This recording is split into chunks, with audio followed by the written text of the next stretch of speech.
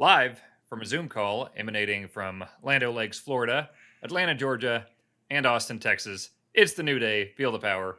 Take it away, guys. This episode is going to be a bit different today. I know most of the time we are very, very jokey, just very fun, a little serious, but not too much. I feel like this one's going to be a little more serious. We're going to talk about the topic of mental health.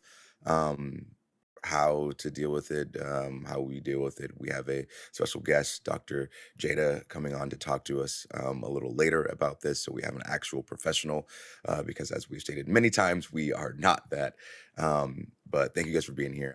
And yeah, I just to kind of speak to why we decided to do this. I did not know Daphne. I'm not sure if the two of you had, but obviously I grew up a big WCW fan and watched her as a kid. Was entertained by her, and her passing hit hard. Even though I didn't know her, she's a member of our community.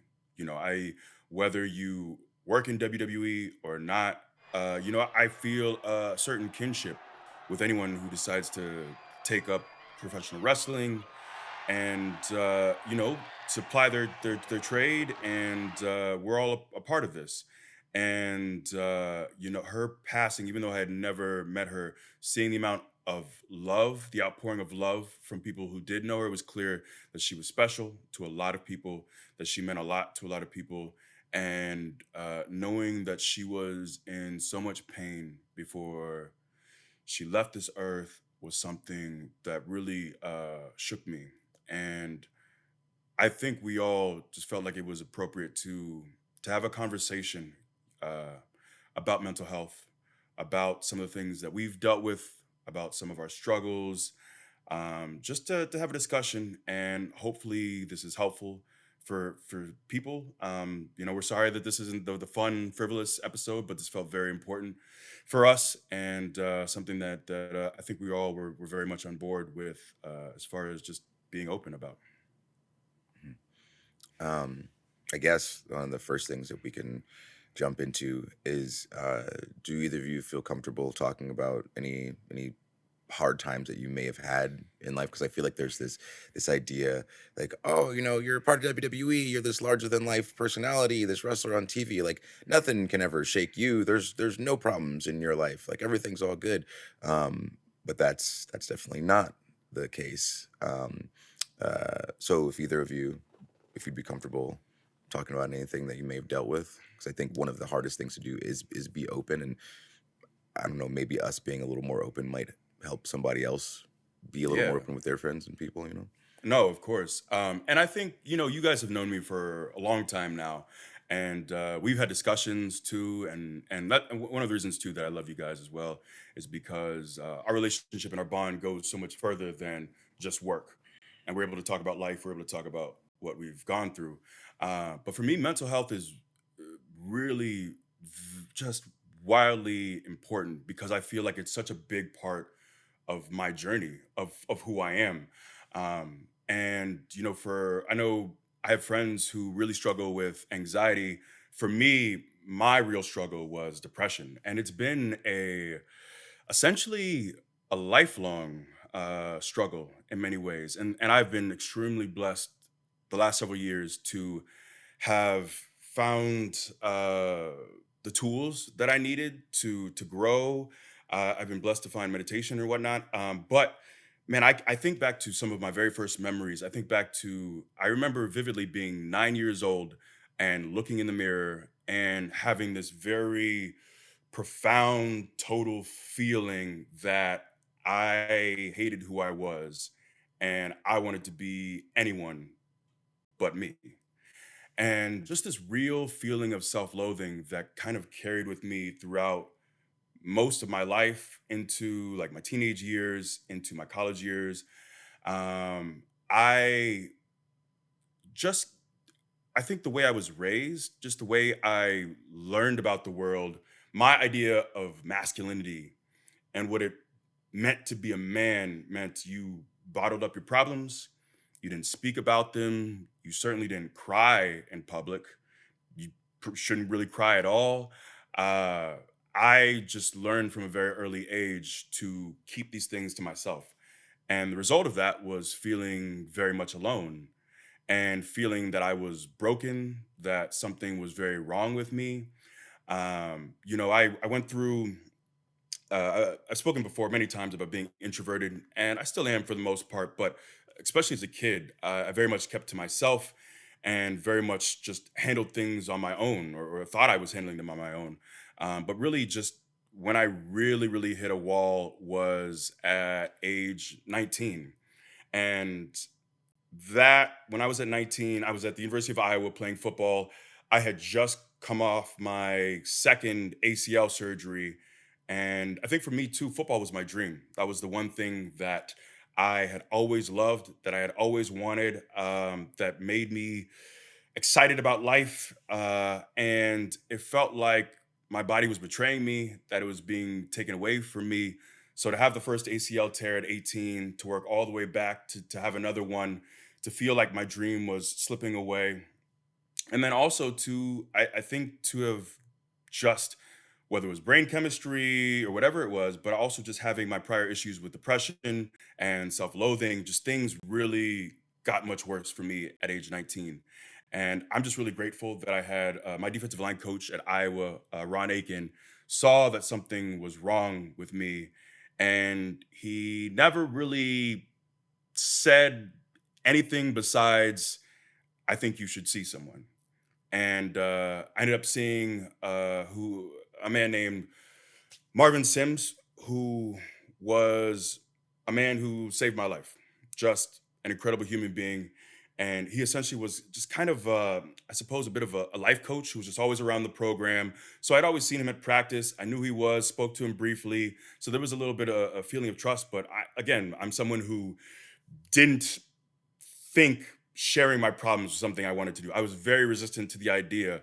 And essentially, the only reason I went to therapy and talked about my issues or my problems was because I was forced to. And it just took several sessions to get me to finally open up. But over time, I learned to trust him. But I also learned that I had a real issue. So I used Marvin. I talked to Marvin for my talk therapy, but then I also went to a doctor, to a psychiatrist who actually prescribed me medication. And I was diagnosed, I think, at age 19 with major depression with psychotic features. My depression was so severe and ever present that at times I would hallucinate and see things, and I could determine, all right, these are hallucinations. But it was something that really plagued me. And for me, I think having some separation from that time period has allowed me to, I can kind of view it more objectively. But I do think back to that time, and the best way to describe it was a daily hell. I wouldn't wish that on anyone. Those years for me, from ages 19 to 23, were very, very hard. I'm someone who, man, for a while, for several years, pretty much without fail, every single day, I had some suicidal thought. Some thought that I don't want to be here. I don't want to be alive. I can't keep doing this. I got to a point where it just felt untenable. Like I can't survive like this. And man, I had struggles with, you know, sometimes you go to sleep and you hope, all right, I'll start the day on a good footing. But man, I would have these nightmares, these vivid nightmares, and it just feels like your brain is betraying you.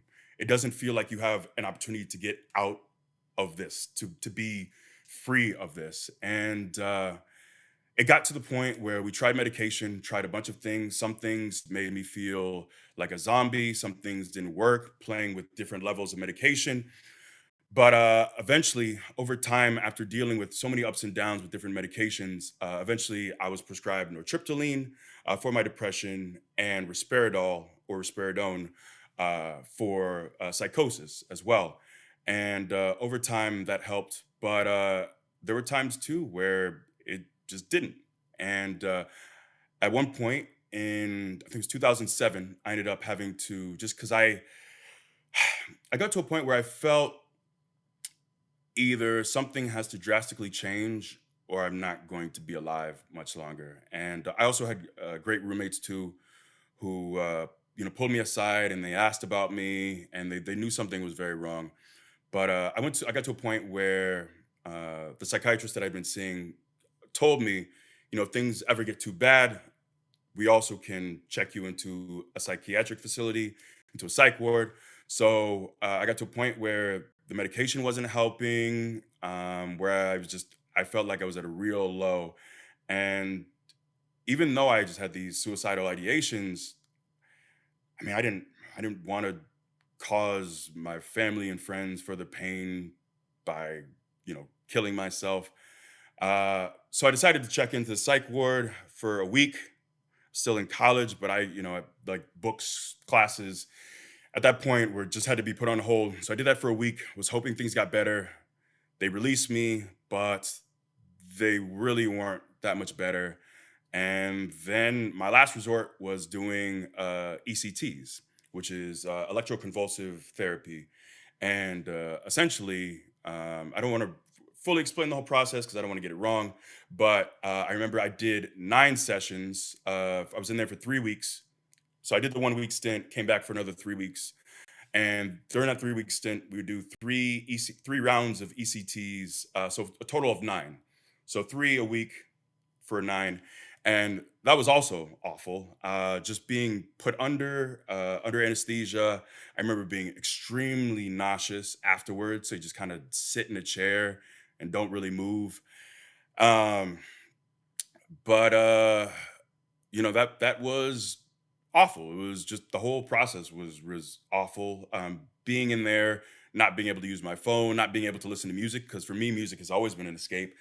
And also, just being in there with just people, from people who had eating disorders to people who had schizophrenia, just being in that facility with just people who were really struggling, and I was one of them. I didn't feel like I was better or different. I was one of them, and I needed to be there. Uh, so after that, uh, I there was never for me there was never a eureka moment or a light bulb went off.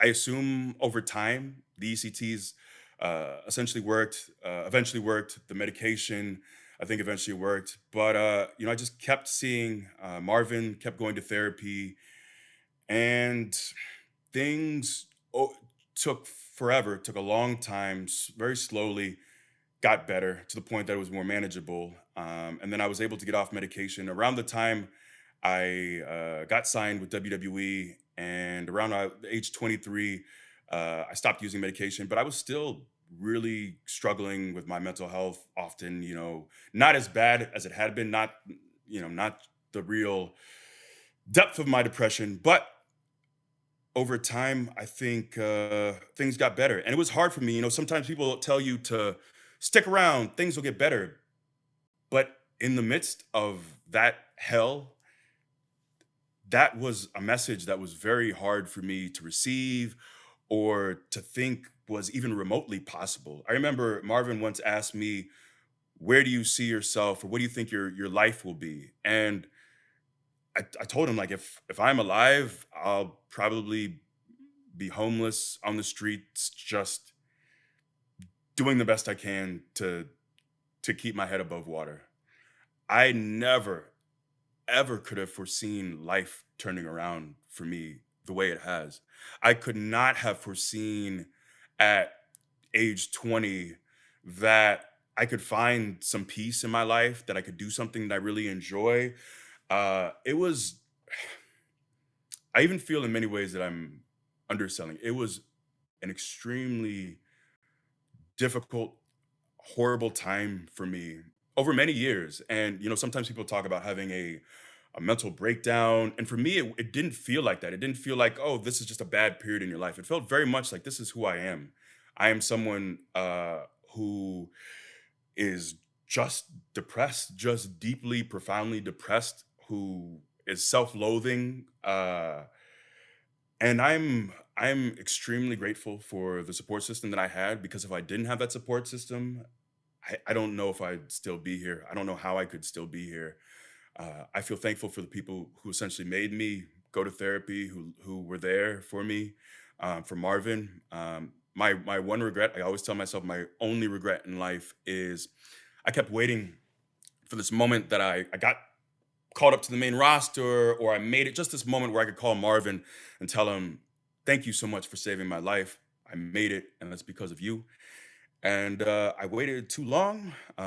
He passed away years ago. He, I didn't know really at the time that he really was battling cancer, but he's an amazing human being who really saved me, and I'm extremely grateful for him. And I hope he knew how much he meant to me, and the fact that I'm still here and everything else that I can ever do in life is only because he was so kind to me, because he was so good to me. And so yeah, this is why I often talk about meditation. I often talk about mental health because these things save me. I wouldn't be alive. I wouldn't be here without it. And I I'm extremely grateful, but I feel such a kinship with people who also struggle with mental health, whether it be depression, anxiety, other things, because I know just how god awful it is, how much it, like, there will never be anything in my life that's as hard as that time. And I think for so long I felt a real shame and a real brokenness, so I didn't want to talk openly about this because I thought people would judge me, or that anything that I said or did moving forward would be discredited because of something wrong with me, or I'm off, or I'm broken, or however you want to put it. But uh, I I felt it was necessary to have this conversation just because, maybe this isn't for everyone.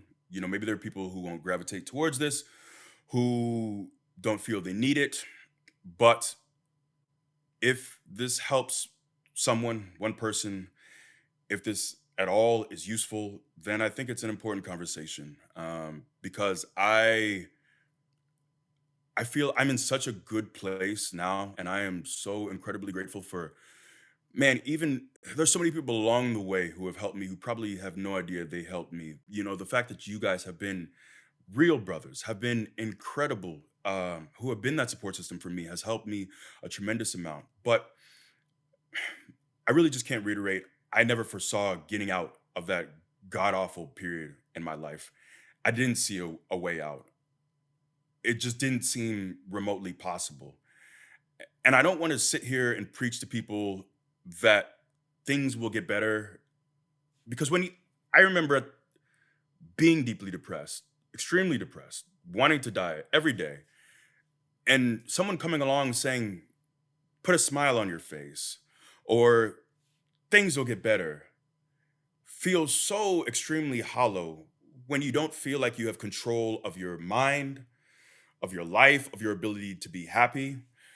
And that's one of the reasons that we also wanted to have a conversation with Dr. Jada, who could actually lend people professional help, could speak to the best way out for people. But I just wanted to speak to my experience. I think my mental health will be something that I will have to work on for the rest of my life, but it's good work.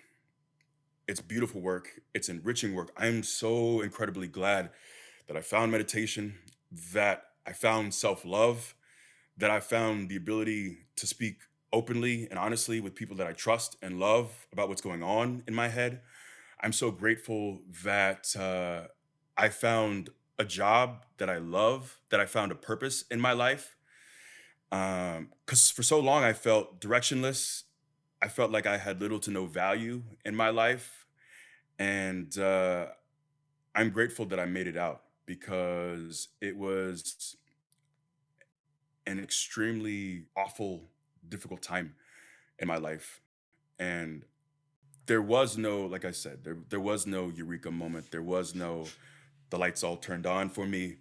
It was just doing the work, having good people around me, getting the help that I needed, and I'm grateful for that. Yeah. Well, I'll say, first of all, I mean, I know we've, had these discussions, but I think this is really the first time that you know, at least that I've heard really in depth of what it is that you were going through and how you were feeling. And you know, just having the courage to come on here and share that, I think is amazing, you know, because I'm sure like a lot of people will most definitely benefit from hearing your journey, you know. So thank you for that. For me, um, you know, we I always give the example of like WrestleMania when you know, we all get out there and hold me up, and I remember as I'm about to start crying, I look over and I see Woods, and Woods is bawling, you know, tears down his face and everything. And at that very moment, I'm like, oh, I can't cry. I have to be there and I have to be strong. You know what I'm saying? And I think that's the way that I normally deal with, um, you know, it applies to kind of the way that I've like, uh, I don't want to say like lived my life, but I've always been the one to feel like I have to be the strong one, you know? I can't be like similar, you know, feelings that you had about showing emotion and being weak, you know, or allowing yourself to be seen in a vulnerable way. And not because like, well, it makes me less of a man, but more so like I feel a lot of the time I feel the burden of having to be strong for someone else or for the entire situation or for the benefit of the group or for whatever for whatever it is. And I think yeah, you actually had a quote on Twitter last week, and it had said don't be afraid to be a burden to somebody, you know? And that really like stuck out with me because I'm like, man, that I feel that all the time. You know what I mean? Like I feel like I don't want people to have to worry about me. You know what I mean? And all of us, you see the smiles that we put on our faces, and we get by, and we get along, and we're laughing, and we're joking. But really, you don't have any idea of what is going on in that person's life. You know what that smile is like covering up. And I'm no different than anybody else. You know, for as much as I joke around, there's a lot of stuff that I deal with that I just don't really allow to like come to the surface because I don't want to be a burden. And especially knowing that I have you two. You know what I'm saying? Like two people that I can lean on with anything, and I'm comfortable going to you guys with anything. But it definitely is a hurdle for me to you know to ask for help. I can't stand asking for help. I hate asking for help, you know? But I don't know. I think you know, like I was saying, hearing you talk about your experience, and again, like that quote, like I've thought about it like several times this week about like not being afraid to be a burden. Um, y- I don't know. I feel like people should take that very seriously. You know, I was talking to another person on the roster because someone had actually come to me, and they were kind of in like this you know, having a hard time with life, a lot of things go not going their way, and I'm not a professional at all. So I ended up reaching out to this person, and he gave me somebody that she could talk to, and they had their meeting, you know. And um I feel like I was you know, kind of an essential piece, hopefully, for her to kind of get back on her feet and get back to the mental state that she wanted to be in. So, yeah, I just think being there for people, whether it be, you know, telling a story or just offering advice or sending, being the bridge that gets that person that needs help to the person that can help them, can also be very helpful. And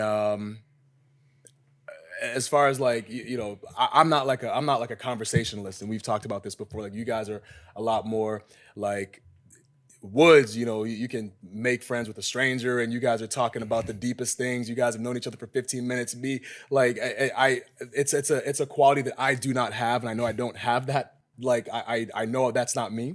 So, it was a little bit difficult for me to kind of like step outside of myself to put myself in a position to be able to get her the help that she needed. And granted, it's not the same thing that your quote E was addressing, but I think it kind of helped me like push myself in the right direction to be able to give someone else that help. So yeah, these conversations are meaningful. You never know what little nugget that somebody can take and use that to propel them to do something for somebody or do something for themselves. So, um, yeah, I know that there's a lot of people out there like me who feel like they must provide for everybody. You feel like you have the pressure of the world on your shoulders, but you know, don't be afraid to ask for help. And I know I'm sitting here, I feel like a real big hypocrite saying that because like I said, I don't really ask for a lot of help or for anything else like that. But you know, finding somebody to talk to can be so helpful. And I think it's like it's always a work in progress, right? It's a one day at a time thing where you're working towards your goal. And I don't think you ever get to a place where you say, "Oh, I'm here. Okay, I'm mentally healthy now." You know what I'm saying? It's always kind of like a work in progress. Um, but you talk about like meditation all the time, and I've still been meaning to get more into meditation on a deeper level. But I do find personally that it does help to kind of breathe your way through a situation. For example, even like today has been like last night was awesome. We had a real good match on Raw. You know what I'm saying? We had this gauntlet match and went to bed feeling real good. Woke up and all of a sudden the day just starts to break down. You know what I'm saying? Little by little, my flight's getting delayed. I finally get here. My laptop is gone. Um, and I'm like real frustrated. You know what I mean? Like really, really frustrated. Now, this is like when I'm supposed to get home and I'm supposed to be here and, happy to see my family. And of course I am. But then I'm also feeling this like this anger that I can't find what I need. So, um, took a little time to just breathe through the situation, and it helped so much. And I don't know if I'm even doing it right, whether there is a right way to do it or not. I know that they have like instructional videos and tutorials and all that stuff. But yeah, just I think again talking about mental health, I just think that it's so important to give yourself a level of like maintenance. So I was saying I was talking to another member of the on the roster the other day, and we were talking about just you know not waiting till you have a problem to go to see somebody and talk to somebody, just having it like be almost like a workout. We work out every week, right? Like, or almost every day, because we want our bodies to be physically fit. We want to be in shape, we want to be healthy. And so many of us neglect being mentally healthy, right? Like keeping your brain fit, keeping your mind being at peace, even just learning to focus yourself so that you can go out and achieve whatever it is that you want to achieve. Like you shouldn't you'd be wise not to wait until you had a problem to do that. Instead, it'd probably be better to like find someone to talk to on a consistent basis, and that way you're in the habit of talking and getting your emotions out there and your feelings out there. And I don't know, I just feel like that it certainly is very helpful. So um I don't necessarily have like a huge or like a grand like story or experience where I've had to deal with um something that's really like really incredibly overwhelming. um but I also think that it's important to acknowledge these things, because I think that what I tend to do is think, oh well, somebody else has a problem that's bigger than mine, so I should be able to deal with this. You know what I mean? But there shouldn't be like a limit based or a limit set for when you feel like you can go out and like get some help.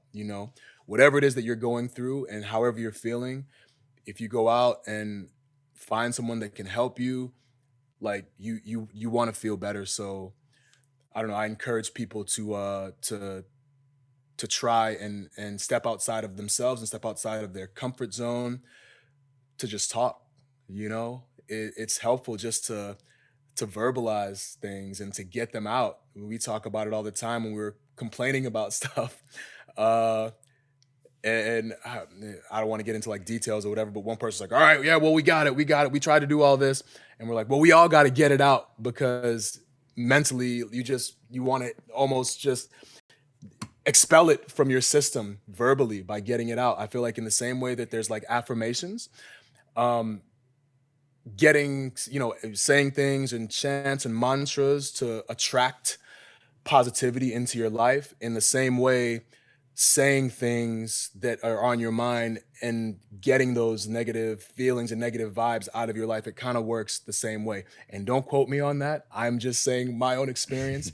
I feel like it's necessary sometimes to be able to vent, and have a good support system where you can vent to. So um I don't really know how to close out of that, but that's just been, what I mean, like my experience, especially as of late, coming to the revelations that I have, especially with Daphne's passing, and just seeing like how much of a positive effect that she had on so many people's lives, such a positive impact, and seeing that like she didn't feel the same way that she made people feel really kind of hit me hard too. So um I think I'm personally, just making more of a conscious effort to reach out, to talk to people, to talk for my own sake, and just do whatever it is that I can to kind of keep my mentality, my mental just healthy. No pun intended. I think one of the important things that you said, and thank you for going into that, um, is the feeling, oh, somebody else is dealing with worse, so I should be able to do this. So um, I think it's always interesting, the idea of you're okay until you're not. And so in the same way that I feel like, before match, we're going to stretch and we're going to try to figure out how to be as safe as possible as we engage in this, very dangerous battle. I feel like it's also very important for people to understand that while we do this from a physical standpoint, it's also very important to do things like that from a mental standpoint. So, doing mental calisthenics and working out your mind and finding the coping mechanisms that work for you based on whatever the situation is. And if you don't have the tools, figuring out how to find them. And I feel like it can be overwhelming sometimes, especially when you begin to actually like break it down in like an academic sense and talking about it and describing things and figuring out what your emotions mean and how to best deal with those. Um, from my personal experience, I feel like it's really weird, and I feel like we'll probably talk about it when we bring Dr. Jada on. But the idea of your ego and kind of getting over yourself in order to find help, because that thought of thinking, yeah, no, I should be able to do this, or oh, it'll be fine, I'll get to it later, until all of a sudden it's too late. So um, I did have a period in my life where I did feel like it was too much, where I was overwhelmed, and I was in developmental at the time, and all of these things I realized later and was able to deal with them properly. Um, I realized I had attached my self worth to what I interpreted as success in wrestling, and so for X amount of years, not necessarily reaching a certain goal that I had set for myself, or feeling like I was progressing towards anything, then creeping in thoughts of like, are you wasting your time? Are you ever going to be good enough to do this anyway? And so taking that idea of how I feel at work and applying it to my entire life was my issue to an extent. And I was really lucky in the fact that I lived with Tyler Breeze and Rick Victor, because they saw the change in me over time and were beyond there and able to help me in the way that as very close friends could help. Because if a stranger came up to me and said, "Hey, I think you need to do X, Y, and Z. It's like, whatever, you don't know me. Like, you don't know my life and like all the things that I do. And these were two guys who did know my whole life and knew everything that I did and knew that there was something wrong with me and I needed some sort of help. I needed some sort of attention to try to get through this.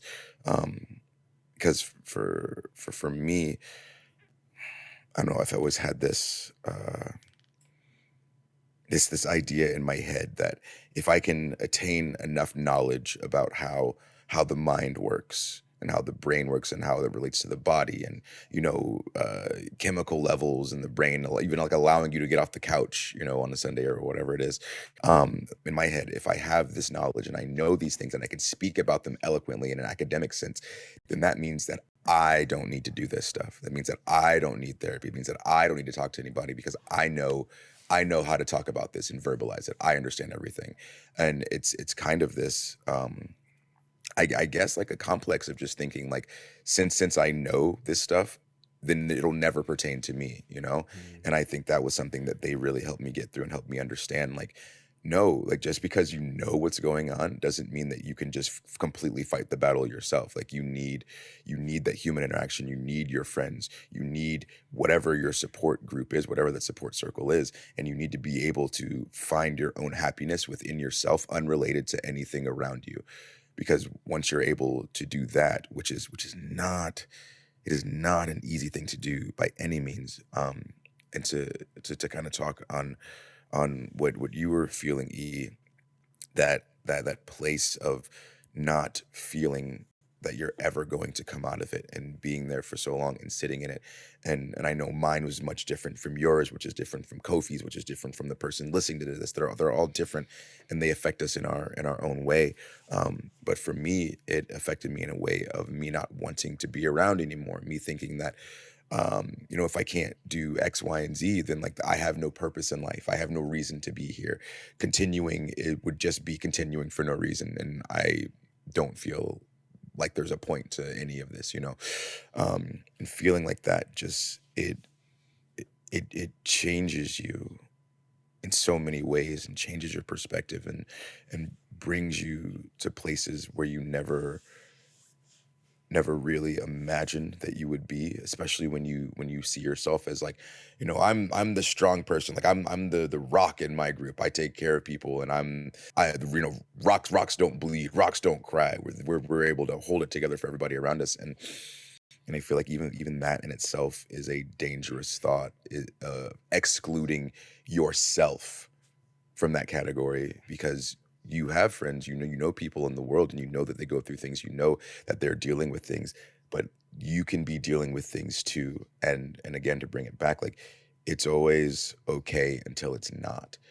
And so going through all of that and sitting and talking with them like on the daily for months to try to figure out like how to get past this. I was so incredibly lucky to have them at my side and to have them genuinely care about me and my mental state. Not like, oh, how many matches can you wrestle? How many bumps can you take? How many miles can you drive to the next town to do X, Y, and Z? Like rather than focusing on all this wrestling stuff, they took the time to help me focus on myself, and I'll forever be grateful for that. Because it doesn't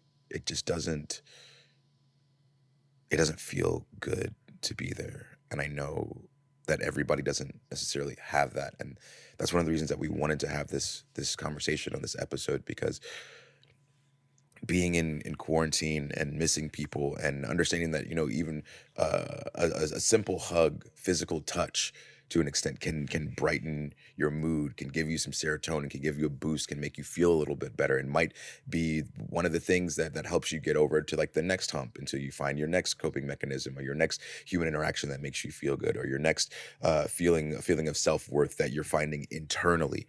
All of those things are and can be difficult to find. And so you guys listening, we just want to make sure that you understand that it's not you're not alone in this fight.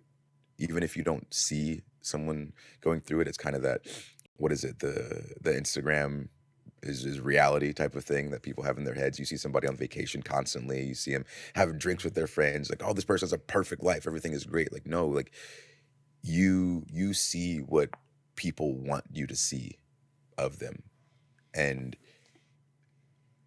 when you have a difficulty showing that other side to people and letting that out and venting about it and talking about it, then it stacks, and it continues to stack until all of a sudden you can't carry it anymore, and then all of a sudden you can't do the work anymore that you were doing, and you start to break apart essentially, and it's not a good feeling. So um with all that said, I'd like to bring on Dr. Jada so we could talk to someone who is an expert in this field a little bit, because while we can speak from our personal experiences, which again are all different and all valid and all us in our own way, it we thought it would be very nice to talk to somebody who deals with this on a regular basis, talks to multiple people about it, is an expert in the field, has done the work, and honestly, as we've talked to her before, like has been through some things herself and understands the importance of this. So we like to bring on Dr. Jada at this point in time. So hope you guys enjoy the talk with her. Dr. Jada, how are you doing? I'm doing great. Thanks for having me, Austin. Hey, it's a pleasure to be here. Thank you so much for being here. For people who don't know, you have actually come on the road multiple times with WWE, and you've spoken to us, and we just wanted to bend your ear a little bit. I guess one of the first things that came to mind was, there are a lot of people who suffer in silence, and the three of us can and have spoken to our experiences. But I suppose for anyone who's listening and who is in dire need of help or thinking of hurting themselves, can you please explain what you would suggest, what the process is, what resources are available to someone who is in immediate need right now? Yes, thank you for this. I am an advocate for mental wellness and understanding mental health. And I like to first kind of expose myself for a moment because I think everybody needs counseling and everybody needs therapy. And I'm a therapist and I have a therapist. And it is not a taboo issue. And so when we're talking about, as you referred to it, hurting themselves, there's a wide range of what that means. It can be hurting yourself as opposed to engaging in negative coping skills or coping strategies, which would include spending too much, eating too much, substance abuse, those types of hurting yourself. But then there's the hurting yourself where you just don't want to be here. And life has gotten so overwhelming and just so difficult and so hard that it's better to just check out. And for me, I know someone who it was too much for him and he did commit suicide. It was very impactful for our family. And the challenges that we had is that we just didn't know. We did not realize that there was a problem. And I believe that the residual outcome to not knowing that there's a problem is the guilt and the shame that goes along with not being there to help, not being there to support. So the main thing that I would say that if you are someone who is struggling with any form of transition. It could be COVID and you're not sure about where you stand. You're not sure about your family members. You're not sure about if COVID's going to impact your job or your stability, whatever it is. Seek help. Don't be afraid to reach out and at least talk to someone. And then on the flip side of that coin, I would say for those of you who start to see maybe your family members or your coworkers or your friends exuding these interesting behaviors, then of course, don't be afraid to speak up because oftentimes people think that if you talk about suicide, that's going to force the person to commit suicide, and that's not necessarily true. So in your time doing this, how long have you been working in mental health? Almost 15 years now. Yeah. Are there any interesting changes that you may have seen, whether that's people becoming more guarded about therapy and not wanting to do it, or becoming more open, or, there's the stigma of like males not ever wanting to talk about their problems and drinking them away or things like that. Have you seen any changes over that 15 years, for whether positive or negative? Well, I will say in the last 18 months or so, mental health has become the go-to topic for especially the corporations that I've worked with, some of the professional athletes, those organizations. Mental health has become the go-to issue. The challenge with really talking a lot about mental health and mental wellness now is now you're getting the backlash to it. And I will say, for example, Simone Biles, Mhm. she said, hey, you know what? I need a mental health break. But if you notice on social media, and there's a lot of feedback, oh, she copped out, oh, she's just using mental health as an opportunity to pull out because she's not strong enough. There were all of these debates about whether or not it was a legitimate mental health issue or if it was something she was using as a crutch. Either way, if someone's strong enough to say, I'm having a mental health issue and I need to address it, I say kudos to that person because it's not something we have embraced at all in our culture. What we know, as you mentioned, Austin, you said, men coping in an unhealthy way, not willing to deal with emotions. Yeah, that's pretty accurate. But believe it or not, women have those same challenges as well, because really what we're talking about is ego. We're talking about, can I protect my ego so that this person doesn't think I'm weak, or so that this person doesn't think I'm better, or they're better than I am, or I'm not enough, or I am not good enough. Either way, we're all trying to protect our ego, which is why there is a stigma surrounding mental health. And I've seen some changes, but the one change that I believe still that needs to take place is that we need to embrace those who legitimately have mental health issues, and there will not be a professional or career backlash. There will not be a community backlash. Being able to support a person regardless of their reasons for coming forth to say, hey, I'm having a mental health challenge. Got it. I think one of the things too that came to mind was oftentimes I think people feel overwhelmed when they hear the message "seek help." Mhm. That can be useful, of course, but they often don't know exactly what that means or where to go to find the right therapist, or if they are thinking of hurting themselves. So, as far as just, I guess, finding something more concrete, how do we help people who need that? Mhm. Well, that is a great question, E, because I happen to be a mental health therapist. So, uh, believe it or not, WWE has allowed me and some of my colleagues to work directly with you all. And some of you who are watching is like, oh my God, that's my therapist talking right there. But at the end of the day, it's really finding someone who you can confide in, that you are going to feel so safe, that you are going to feel so supported, you feel so comforted in whatever it is that you're going through, that you don't have to hide. And that to me is the biggest relief. So, how do you find a therapist? Well, Psychology Today is an amazing platform that all you have to do is type in the zip code and it'll pull up all of the therapists, all of the psychologists, all of the psychiatrists, anything that you need in order to get that help. Now, that's professional help.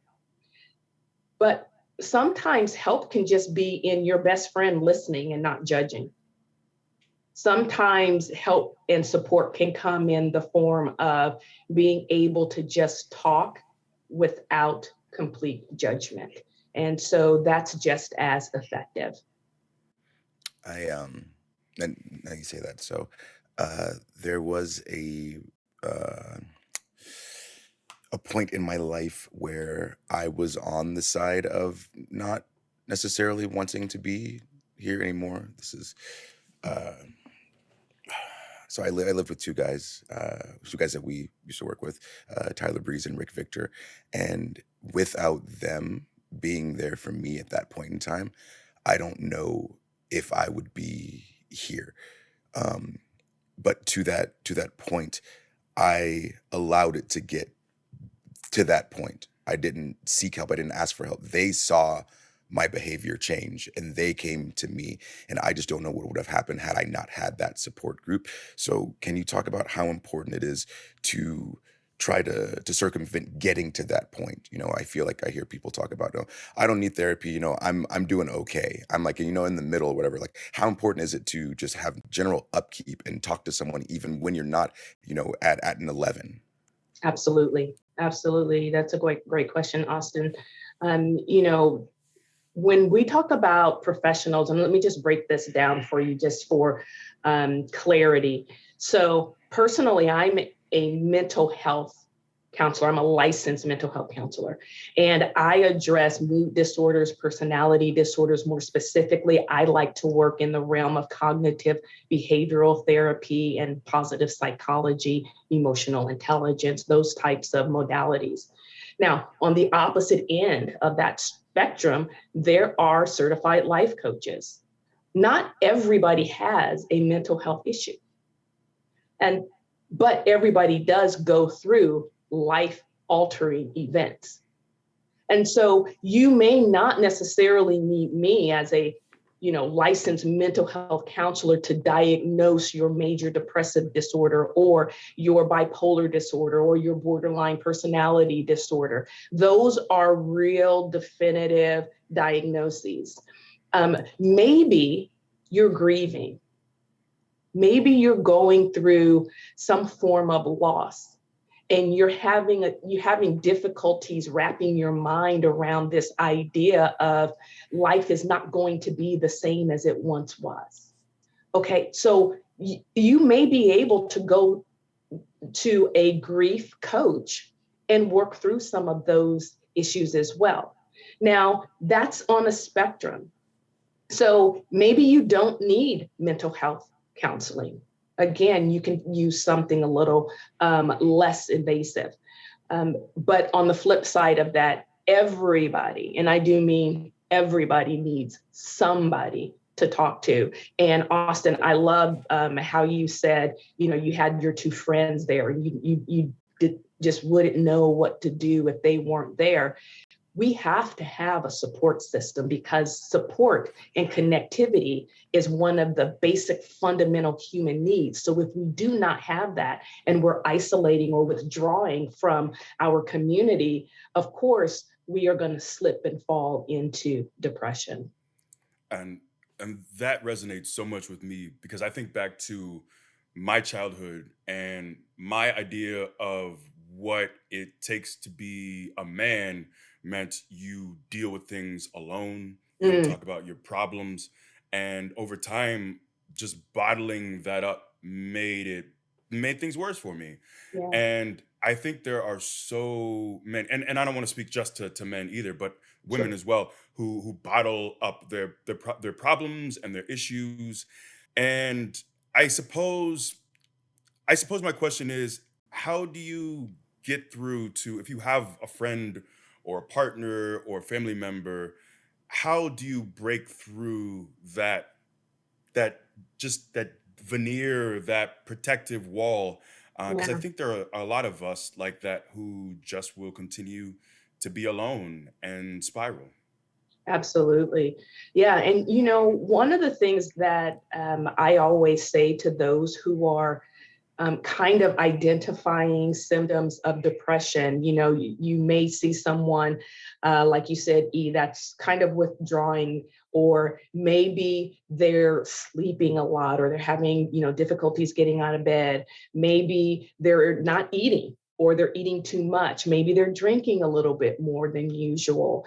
Um, and then from an anxiety perspective, maybe you see them, shaking a little bit, or just have kind of racing thoughts or language, or their words are getting caught up and trapped when they're talking. And you can usually see when someone is changing. And one of the things that I always say to people who have friends who may be struggling is to, number one, leverage the relationship. And that essentially means to be able to say, hey, how you doing? what's going on? Can I come and spend some time with you? Hey, I see something's going on. Is there anything you want to talk about? How can I help you? How can I show up for you? But you can only do that if you're leveraging the relationship that you already have. I would not suggest that you go up to a complete person that you have absolutely no connection or relationship to and say, hey, I see you're struggling. How can I help you? Because you don't have the relationship there. So it's going to be important to make sure that you're leveraging that relationship. And I just believe that when people cross your path in life, you have a responsibility. And that responsibility is to determine, how can you create the most good in this moment? And usually that's just showing up, being present. And sometimes it's just sitting with that person. Mhm. Well, this is very enlightening, and I know that it's a difficult subject for a lot of people to talk about.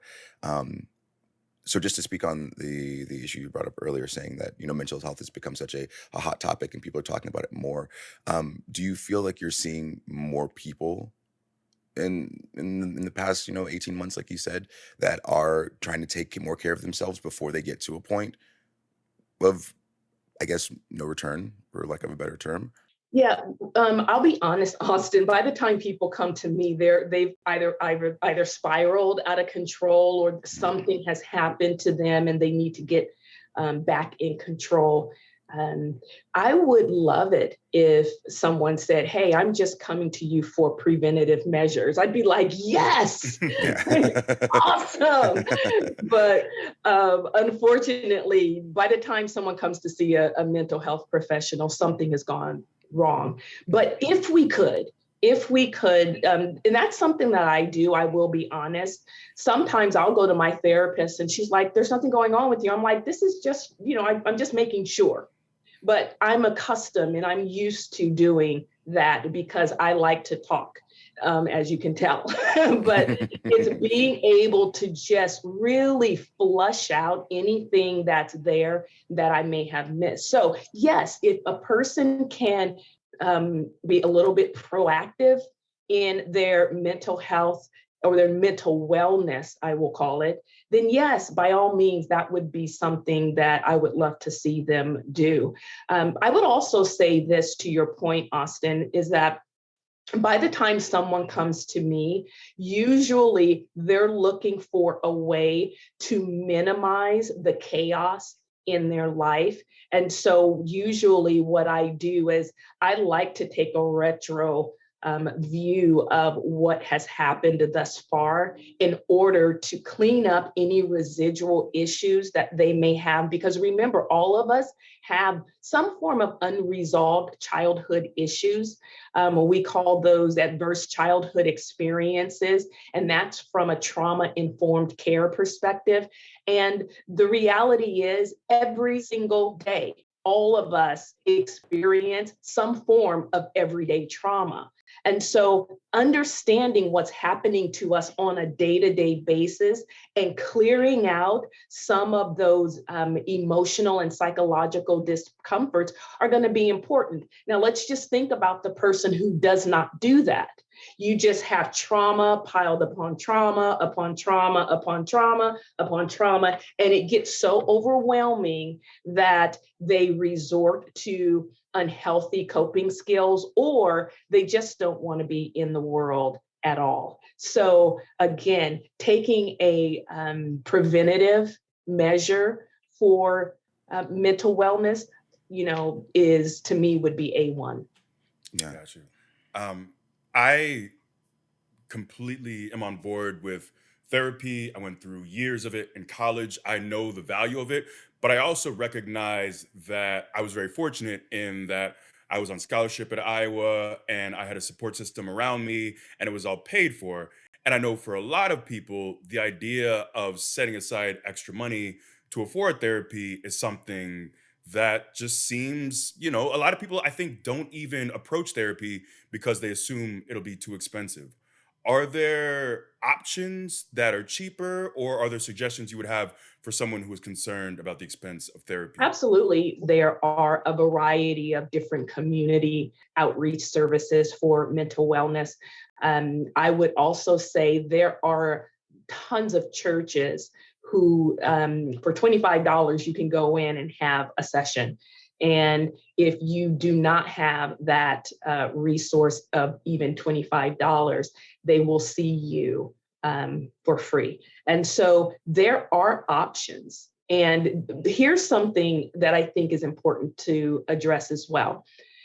For insurance, even if a person has the best insurance ever, insurance usually only covers 7% of all medical issues for mental wellness, mental health. And to me, that's very low. Sometimes they will give you 4 to 6 sessions. It just depends, but it can be challenging. So I would say, look toward those options where there are free services that have really great therapists. I'm here in Dallas, and we have several community outreaches and options that allow that. So I just think that overall, if you can do that, that would be helpful as well. Um, to bring it back to the preventative measures, it's one of those things. I feel like you said, getting over ego, getting over the, I'm fine, I can do this, I can handle this, everything's good with me. I can work, I can do family stuff, I can travel, I can do a million things and burn the candle at both ends, and I'll be fine. The idea of taking care of our bodies, for instance. We go in for like physicals and exams to Mhm. make sure things are okay. Um, eh, I think that a lot of people, and like we've said already, have that issue of seeing it as a preventative measure that is important enough to put time into, that is important enough to put money into, that's important enough to go and try to find resources in order to find the therapist that works for you, find the price that works for you. Um, is there anything that you would want to say to those people that might be dealing with that issue of, do I need to go to therapy, or should I? Is it going to be helpful for somebody like me in my position? Things like that. Mm, Absolutely. Everybody that I know that works at the highest level, and I have the amazing opportunity to work with high level executives and also high level celebrities. And the reality is, no matter how high you are or how low you are, life is still the same. We still have transitional periods in our life that require us to step up to the plate to either perform. You have to be at peak performance. I believe that there are some moms who have to be at peak performance for themselves. It's hard being a single mom, or it's hard raising 4 children, or maybe even just one child. But regardless of where you are, I cannot stress this enough. Life does not give you a break simply because you've attained certain levels of life, or certain levels of success. And regardless of who you are, what you have, how much you own, or how much you don't have, when your mom dies, that's a real issue. And everybody at some point will find themselves in that situation. I mentioned this before. My dad passed away 3 years ago now. And boy, when I tell you, that was one of the most difficult times that I had gone through, those are real life issues. And so those issues, they don't say, hey, you know what, just because you're Dr. Jada and you have so much information about mental wellness and how to manage these issues, I'm not going to touch you. I'm just going to step back and let you coast through this. No, that's not how it works. We all have to face life, and mental wellness is about how effectively you have curated your toolbox of emotional management tools to get through life. Some people coast through and they're like, yeah, I've been working on this for years. I understand it from an emotional perspective. I understand it from a psychological perspective. And here are my tools. And I know what I'm going to do. And other people, not so much. They have a meltdown when the kids don't do what they need to do, or a meltdown if the boss says something negative at work.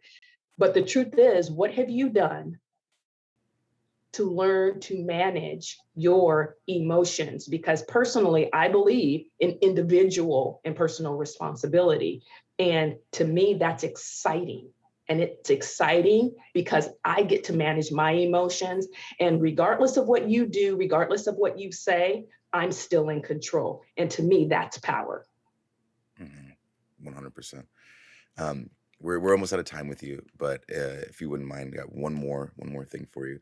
Um, so as far as people coming to terms with being okay, going to therapy, being okay, pouring their heart to somebody else, you talked about the emotional toolbox, and so everybody having different childhoods, different upbringings, being able to develop these coping mechanisms, and then realizing, oh, I see my friend, they're doing like the same things that I am, but I'm more stressed out. What is the difference between them and me? Not realizing it's deep seated. You don't have the wrench or the hammer that you need in order to deal with that. So is there anything that you could say on the topic of people that might not have those tools, or to people that even do have those tools?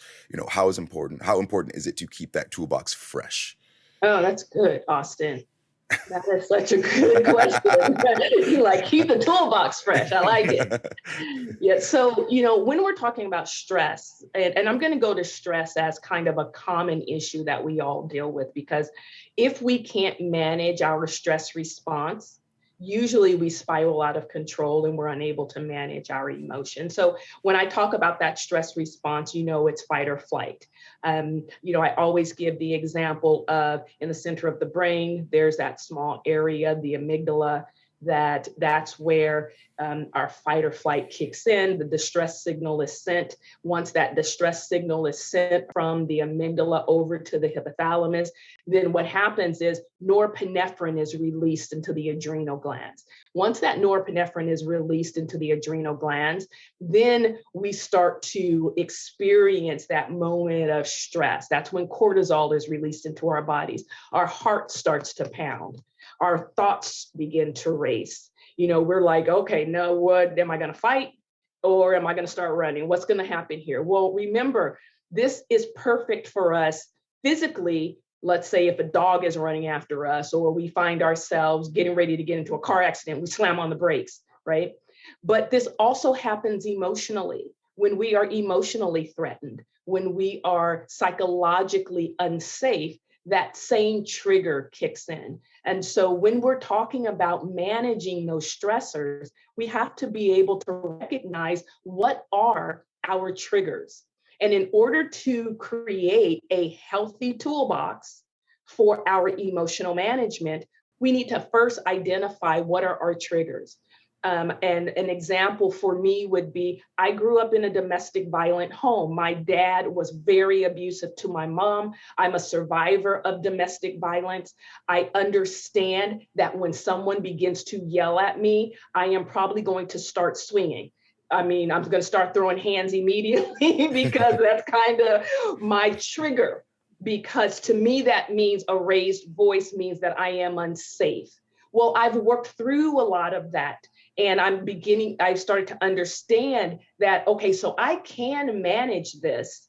And when someone raises their voice, then I can go, oh, okay, so this is not necessarily about me. I can manage the emotion. Let me find out what's going on with them. So what that is a stop method. And the stop method is a powerful method that we can use when we feel like we are being attacked, when we feel like someone is disrespecting us, when we feel like someone has crossed a boundary, when someone is doing something to us where we feel that we are in danger emotionally, psychologically, physically, whatever. And that stop method, this is something you can put in your toolbox. It's S, stop, T, take a deep breath, because taking a deep breath, what happens when you take in that deep breath, oxygen is released into the brain, and the brain automatically signals to the rest of the body to relax. It's an automatic process because remember, once that stress response kicks in, everything is uptight, the adrenaline is rushing, and we have to move. Well, hold on for a second. I'm recognizing my trigger and I need to relax. So I'm going to stop myself, take that deep breath. The O in stop is to observe what's going on around me. I'm really not in danger. Okay, it just appears that I'm in danger because I'm being triggered. So since I understand and know my triggers, I'm not going to become emotionally hijacked. So I allow myself to take a step back. And then the P in stop is proceed with caution. And I would always have to tell myself to do that simply because you may not know it. I clean up pretty well, but my husband tells me I am the most ghetto intelligent person that he knows. And that is because I did grow up in the hood, but life has been great to me, and I have learned to manage those emotions and learn to kind of step back and not be so quick to launch into fight. So I said all of that to say, the stop method is part of the toolbox.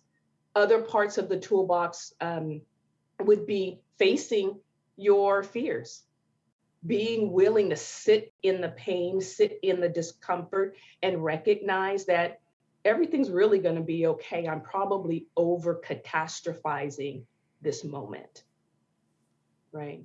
Exercise, and you all know that. That's part of a toolbox. Meditation, prayer, part of your toolbox. Journaling, part of your toolbox. Talking to someone, part of your toolbox. There are many coping skills that can be a part of your toolbox. So I encourage all of you and challenge you to start using those coping skills and using that toolbox on a regular basis and training your emotions and your thoughts to go in the direction that you want. Mhm. I had a psychology professor who was very much focused on the idea of the toolbox and keeping your tools clean. They always say a carpenter has a certain amount of tools to do their job, Yeah. and their job is building things. So they have all these things in order to build. So like if you don't have those tools, you cannot build this emotional house for yourself, and it's harder to take care of you. So thank you for speaking so eloquently on that point. But unfortunately, that's all the time we have with you today, Dr. Jada. This has been fantastic. Thank you so much for being here. Well, thank you. Where can people find you if they want to contact you or see more information on what it is that you do? Absolutely. They can go to totallifecounseling.com. And then I am on Instagram. Follow me on Instagram at Dr. Jada Jackson, and also on Instagram at Total Life. Fantastic. Do you have anything else coming up that you want to tell the people about? The floor is yours for the next 30 seconds. Oh gosh. I do have a really cool television show coming up that's going to air on TBS, which is awesome. What? Yeah. So we were in Costa Rica for 30 days shooting that. And if you want, you can go on my Instagram and see all of that. But I'll be with JoJo Fletcher and Jordan Rogers, who the three of us are taking on this project. So it'll air in 2022. So I'm excited about that. So look forward to that. Yeah. When it comes out, we can bring it up again. We're still doing this podcast thing. That's right. And please bring me back. I love this. I absolutely love being a part of this with you guys. We appreciate it, for real. Thank you for your time. I'd like to say thank you again to Dr. Jada for being here, being a part of this, and hopefully you listening got something out of it. And we know, like you said at the top, this wasn't our normal, frivolous, ridiculous, hyper over the top podcast, because we just wanted to take some time, and feel like we've got this platform to possibly help some people, and so we feel like it's important to use it. So we just want to say thank you for listening. Thank you for being here. And we hope that if you are having a rough time, you are able to find the help you need. And whether it's through, talking to Dr. Jada or anybody else, or a friend, a family friend, what have you, we hope that you're able to find the comfort that you need. And I couldn't agree more. And please, if you're suffering, if you have someone close to you, a family member, a friend, please seek help on their behalf. Please do everything in your power. Man, life is precious. Our time here on earth is precious. Please get the help you need, man. For so long, I couldn't see the value in myself, and I'm so grateful that I'm still here. And we want the same for all of you. So please take care of each other, take care of yourselves, and get the help you need.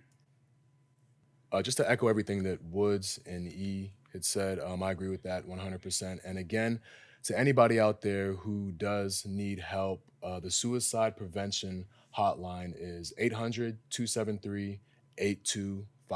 That's 273-TALK.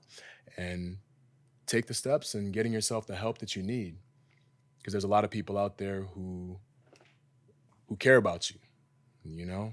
So get yourself some help if you feel like you need it.